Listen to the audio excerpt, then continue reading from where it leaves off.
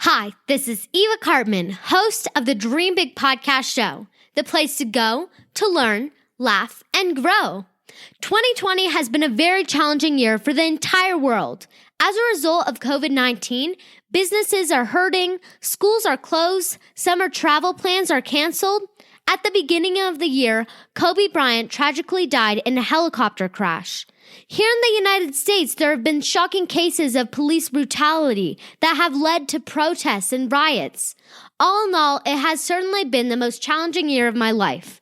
And for parents listening, I know even many adults consider 2020 to be one of the most difficult years in their lifetime.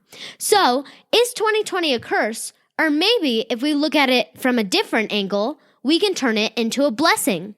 Let's find out. This is episode 210 of the Dream Big podcast, and it's time to dream big.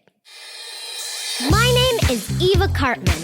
I'm part of a squad of super kids that are here to change the world. We don't believe you need to be adults to have big goals and start working towards your dreams. We believe age is just a number, and you're never too young to make a difference. We may be young, but we are not naive.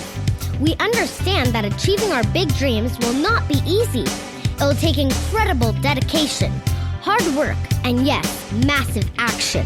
There will be ups and downs, but we embrace the challenges and relish pushing outside of our comfort zone because this is how we grow. They may not teach us these concepts in our school textbooks, but we are smart enough to know that the tools and tactics to achieve our big dreams are out there. And we are willing to do the work to seek out these skills and master them because we know that our future depends on it. We are the big dreamers, and it's time to dream big. Before we dive into this week's content, here's some jokes from Silly Sophia. What kind of witch wipes the beach? A sandwich. What do you call cheese that's not yours? Nacho cheese. Thank you, Sophia. My dad shared a video with our family the other day after dinner of Dean Graziozi, who is a best-selling author, entrepreneur, and trainer. He was talking about how so many people are looking at 2020 as a curse, given all the terrible things that have happened this year. But he challenged his audience to turn 2020 into a blessing. Of course, we would all love it if COVID did not happen this year. I miss school, I miss my friends, I'm bummed that summer camp has been canceled. Nobody wished for this to happen. I have long shared the importance of being an optimist, the kind of person who sees a glass half full, rather than a pessimist who sees the glass as half empty. And there's a great quote on the difference between a pessimist and an optimist. The quote is, "A pessimist sees the difficulty in every opportunity. An optimist sees the opportunity in every difficulty." So, if we look at 2020 through the lens of an optimist, what opportunities can we find in the difficulties we have faced this year? Well, one huge opportunity is the amount of time we have been gifted. Think about it. When you have school and extracurricular activities, there's barely any time to do anything else. Now suddenly, we have all this time on our hands. What if you took this opportunity to develop new passions, new skills, to bond with your family, to come up with creative experiences that you would not have otherwise had? Right now, I'm working on improving my Russian. I'm learning how to bake. I learned how to ride a unicycle.